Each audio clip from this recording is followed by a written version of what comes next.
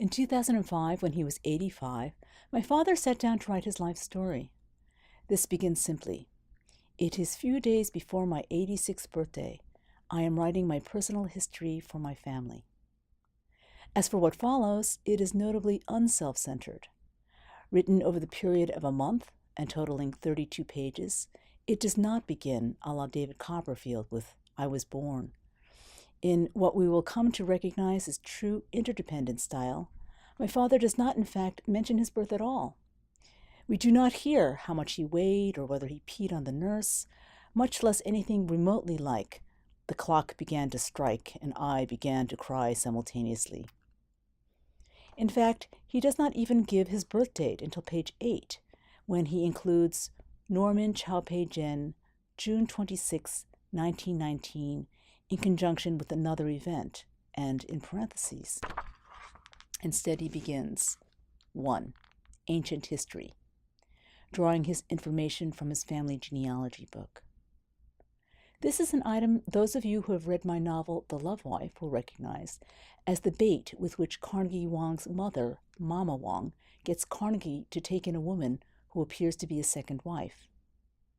It is the sort of genealogical record that was traditionally kept by any family who could afford to do so, and was of course always prized, but never more so than now, what with every book that survived the Cultural Revolution having done so by a miracle. Cellist Yo-Yo Ma's family book, for instance, long hidden inside a wall, was found during a home renovation. And my mother's was found when Shanghai families whose things who had been confiscated during the Cultural Revolution were allowed inside a warehouse with the idea that if you could find what was taken from you, you could reclaim it. I don't think you have to be a novelist to imagine the piles of stuff and the crowds and the chaos and the despair with which people like my aunts poured over the heaps.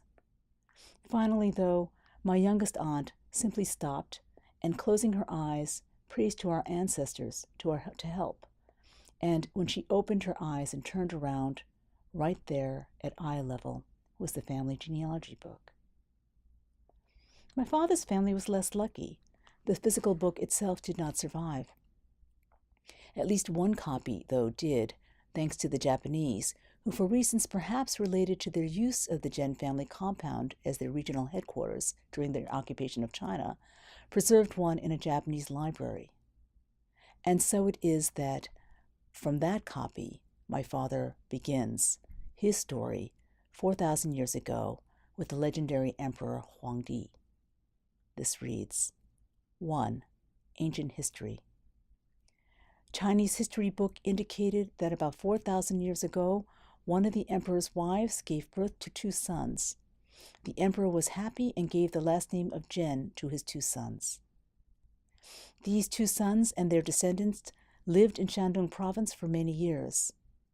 One of their descendants in the 69th generation moved away to Shanxi province. By the year 1131, which was in the southern Song dynasty, some of the Shanxi gens moved to the town of Yixing.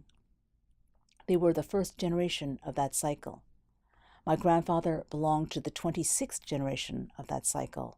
My father was the 27th generation, and myself the 28th generation.